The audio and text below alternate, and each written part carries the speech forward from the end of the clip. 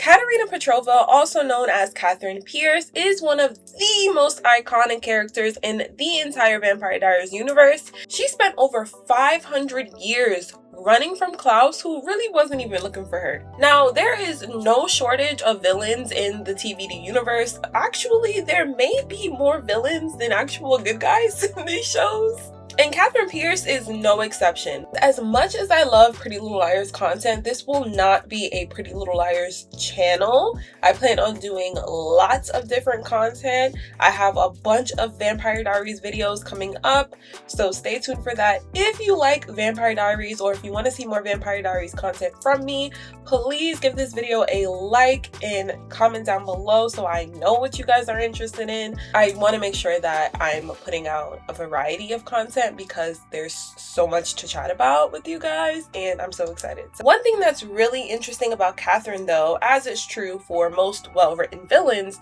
is the more you start to analyze her character and think about why she does the things that she does, you start to kind of feel some sympathy for her. Maybe even view her more as like an anti-hero over a villain. If you disagree, I challenge you to watch this video all the way to the end, and let's see if I can change your mind.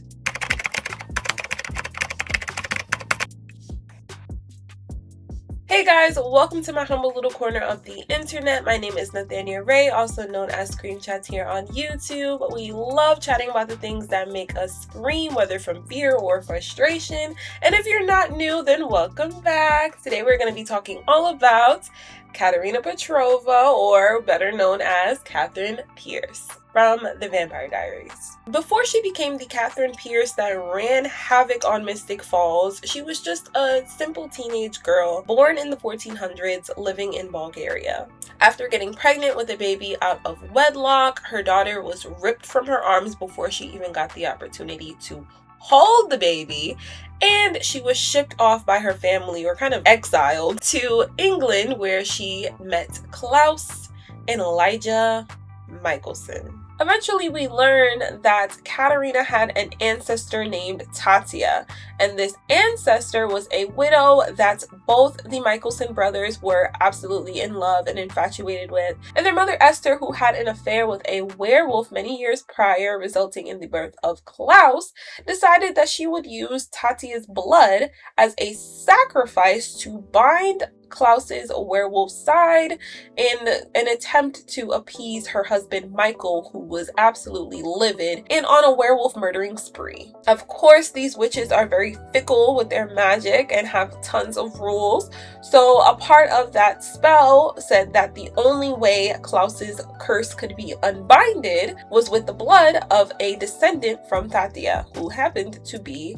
Katherine. Once Katerina discovered that Klaus was planning on draining every ounce of blood from her body in an ancient sacrificial ritual, Katerina grabbed a moonstone, which was one of the key ingredients in the spell, and dipped. She ran the hell up out of there, got as far away as she could. Having the affection of a vampire named Trevor, he helped her escape to a cabin in the woods where she met another vampire named Rose. Katherine tricked Rose into turning her into a vampire, rendering her blood useless for the sacrifice and marking Rose as a traitor. Katherine escaped once again, returning home to find her entire family slaughtered as a punishment for running away. 18 years old, a newly turned vampire, and all alone in the world, Katerina began her life on the run. Ooh, y'all hear my dog barking?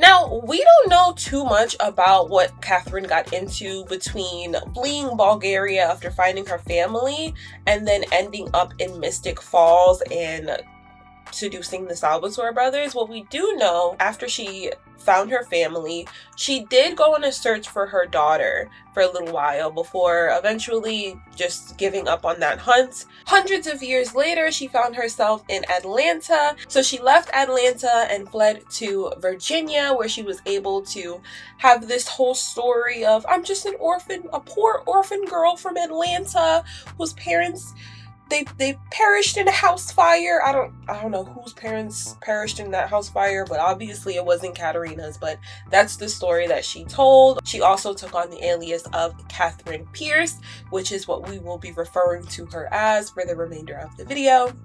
We also know that during this time, that's when she was introduced to Pearl and her daughter Anna, as well as Emily Bennett. Now, we all know 1864 was around the time of slavery, and I don't know if YouTube really lets me talk about that stuff. We all know what was going down in 1864 in the American South. It was during the Civil War, and all we know about Katherine and Emily's relationship is that Katherine saved Emily's life, so then Emily owed her a debt, and this is why Emily was the one who ended up giving, I don't know if she made Katherine's daylight ring, I'm assuming so. We know for a fact that she made Stefan and Damon's rings and helped them through their transition process, and she did this because she owed Katherine that debt. Now I think we can kind of read between the lines and understand that Katherine recognized Emily as a witch and was able to rescue her from whatever terrible circumstances she was living in as a slave or as a handmaiden, as they used to describe her. Oh, guys, look at my shirt. It's the Ripped Bodice. I think that's how you pronounce it. It's a romantic bookstore. You can't. I've had this for so long, it's like fading. It says a romantic bookstore, but this is a bookstore in Brooklyn, New York. If any of you guys are from New York and you like romance novels, I heavily recommend checking out that book. It's very pink, very for the girls. I love that place. It's so cute. But if you guys end up checking out that bookstore, comment down below. I have so many books from there. I love going there. Yeah.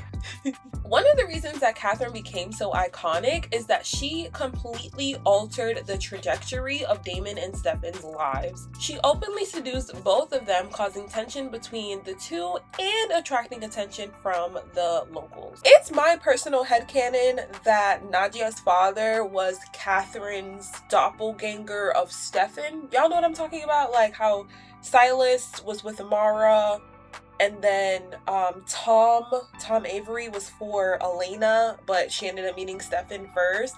I think that Katherine had her own doppelganger version of Stefan, and that is who Nadia's father was. So then when she saw Stefan again in 1860, or when she saw Stefan and met him in 1864, he reminded her so much of her baby daddy that she just couldn't help herself, and she just was so infatuated and in love with her. This has never been said by anyone ever that I've seen before, but that's just my personal headcanon. But it would make sense as to why she was immediately so smitten with Stefan, other than the whole like the doppelgangers are just naturally attracted to each other. I think it kind of like Elijah had seen a lot of these different versions of this doppelganger, right? He's never met Amara, but he knew Tatia. That's the one who was sacrificed to do the curse for Klaus, and then she was the one who was behind his whole red door situation. Then they met Katherine after Tatia. Then there was Elena. So he had met 3 versions of the doppelganger, and he had his unique relationships with each of those. I think it would have been interesting if Katherine had met her doppelganger of Stefan before she met Stefan. Let me know what you guys think about that theory down below, because I don't know if that is crazy or not, but I think it would have been so cool. I do wish that they gave us just a little bit more on the whole doppelganger stuff. I don't really like how they broke a lot of that lore with the travelers and Silas and Marco, and it didn't really feel like it needed to happen. And if they did need to happen, then they could have given it a little more zhuzh and just padded up that storyline a little more to make it make more sense or make it worth the retconning that it did. But that's a whole other video. Let me know if you'd like more on the travelers and the doppelgangers and that whole history between Silas, Amara, Tatia. Right, we didn't even get a Stefan doppelganger for Tatia either. Like it was just so, maybe he was her baby daddy because Tatia was a widow. That's one of the main things that we knew about her. Listen, I could go on about this stuff for hours. I have just like how I have a lot of PLL content in my brain, so much Vampire Diaries content in my brain as well. So let me know if you guys want to talk about that too. It's so interesting to analyze the relationships that Katherine goes throughout the show, because you really see how much she entangles love with possession and power. She wants complete devotion to her. She wants loyalty. She wants people emotionally tied to her. But true vulnerability terrifies her. Vulnerability is what once destroyed her life. So even when Katherine does want this intimacy, especially with characters like Stefan, she ends up sabotaging it, ultimately leading to her own downfall. I do want to briefly take a minute to talk about Katherine and Elena.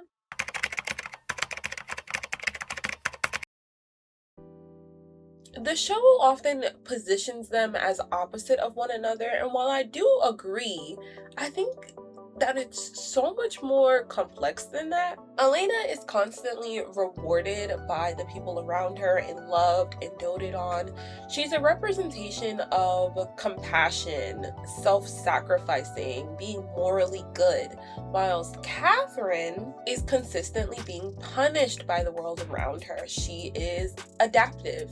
She is self-protective. She is emotionally guarded. But it's because Katherine has had to survive all on her own all this time. Again and again and again and again. The only person she could ever really count on was her. Even Stefan and Damon, the men who she loved, I'm putting loved, but even they ended up letting her down, or even though Damon was trying to rescue her, he still was the one who ended up sabotaging everything by opening the tomb and letting everyone realize Katherine was never in there, because now her faked death scheme is out the window. And I'll be honest, Katherine's selfishness was kind of refreshing to kind of come in when you're stuck watching Elena's martyrism constantly flop and flail all around. Elena was protected by her loved ones, while Katherine was literally thrown to the wolves. Granted, Katherine's parents didn't know what they were doing when they sent her off to England, but that didn't help her when she was running through the woods by herself in the middle of the night. Every manipulation, every lie, every betrayal, every backup plan, every fake tear, every escape route, all of it stems from the fact that Katherine learned very early on that love does not protect you. Vulnerability does not protect you. Morality does not protect you. Strategy does. Manipulation does. Self-preservation does.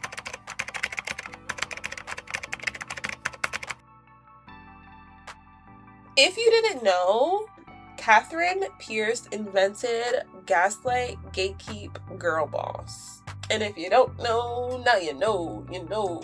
She didn't care who she had to gaslight to keep her identity hidden. She was the queen of gatekeeping secrets unless it became convenient for her to spill tea.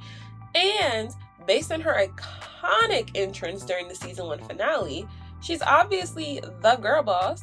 Duh. But underneath every lie, every twisted plan, every murder, Katherine was still the same terrified girl running from the boogeyman in Klaus Mikaelson. That's part of what makes her so compelling too. It's like she's introduced as this big, bad, evil seductress just to be revealed as something so much more complicated, or even so much more simple, really. And you can easily decipher Katherine's intelligence on your first watch. Easily. You know this girl is smart. She's got it going on. She's got a plan. She's got a plan A, a plan B, a plan C, a plan D.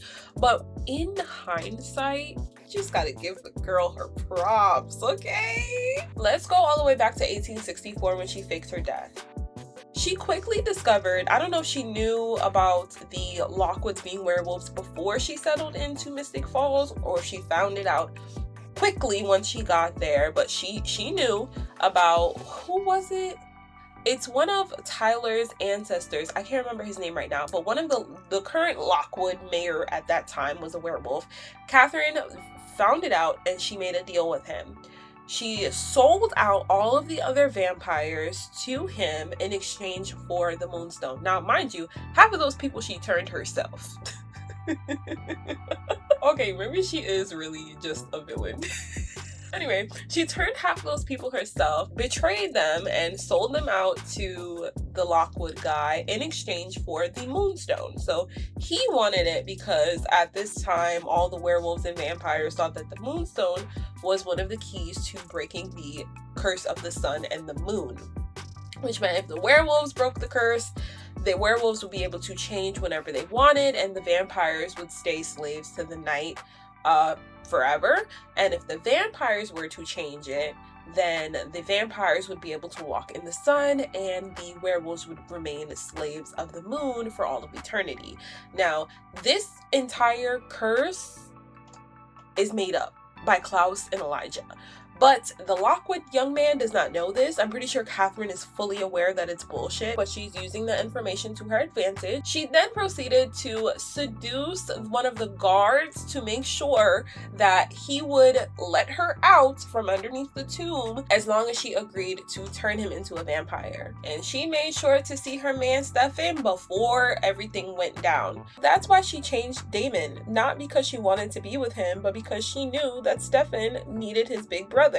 She made sure that she had everything laid out so that her death would effectively seem real. So she faked her death in 1864 to convince Klaus that there was nothing left to hunt. Then Damon went and sabotaged that by opening the tomb, so she conspired with Isabel and John to protect Elena and destroy all the escapees. Katherine never gave a shit about protecting Elena, but she knew exactly how to manipulate Isabel into doing her bidding, and by extension, John.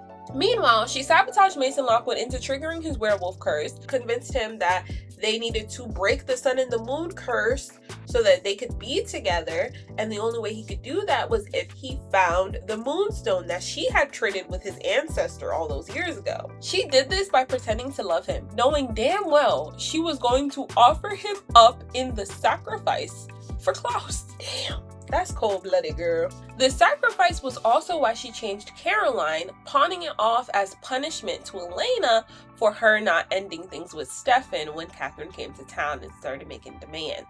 What a wicked gal. Klaus does eventually end up getting a hold of Katherine, but he does let her go after he ends up completing the sacrifice. She ends up getting into a fight with Elena upon her return to Mystic Falls, resulting in Elena force-feeding Katherine the cure to vampirism.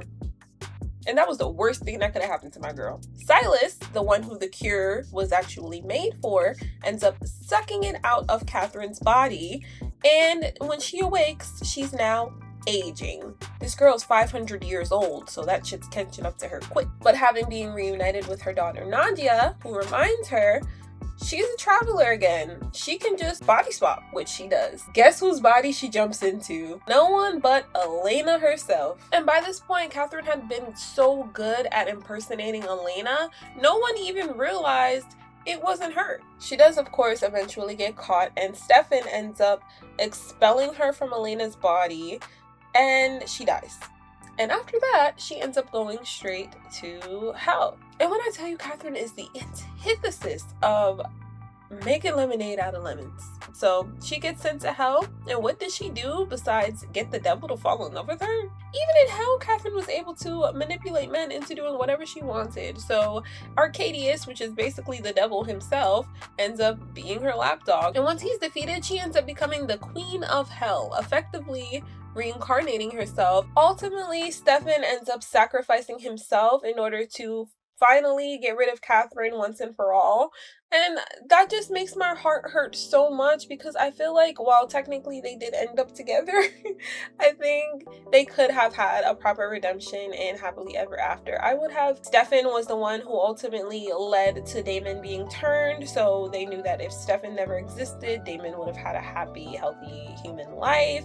But Damon didn't deserve it. He never felt bad for any of the things that he did. Stefan was the one who always wallowed in the guilt and at least tried to be a good vampire. And you could see the impact that he had on Katherine, especially after she connected with Nadia and was able to embrace her human side just a little bit.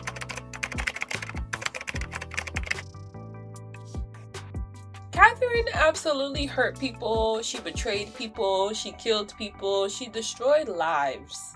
Yes. All of that is true. But you know who else did that? Elijah butchered the woman that he loved more than once, might I add. If you watch the originals, you know Elijah has awful luck when it comes to women. He just needs to be by himself. Damon also wiped out entire bloodlines. Y'all remember the Augustine vampires? I do. And Stefan was the whole ripper of Monterey. He was just a ripper in general. Monterey was one specific incident, but there were many others. And those men was just being wicked for being wicked's sake. Yet they're not described as evil. Meanwhile, Katherine is framed as more monstrous simply because she was unapologetic about wanting to live. And I'll be honest, I do wish that Katherine and Stefan had ended up together in the end. I think if Damon could get his happily ever after, especially without even having a proper redemption arc, I think so could Katherine, especially when you consider the fact that there really was space for a redemption arc for Katherine. I truly think that there was. It's like when they brought Nadia out with the travelers and Stefan was going through his whole PTSD thing with after Silas had locked him in the quarry, her coming back and helping him with that. They could have written a full-fledged redemption arc for her, even with her still jumping into Elena's body. I didn't hate that. I actually kind of loved that storyline. I think it was so funny having Katherine write in Elena's diary.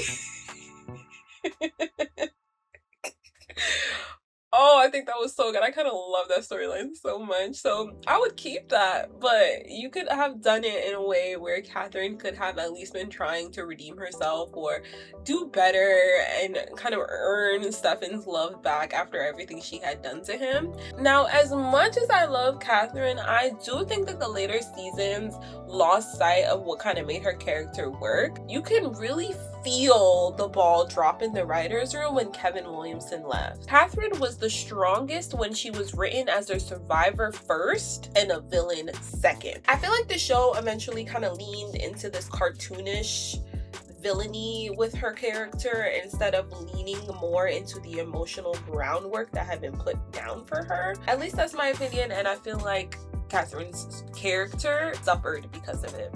The best Katherine moments, at least to me, were never just about her schemes. It was about her desperation, her need to survive, her need to be loved back by Stefan.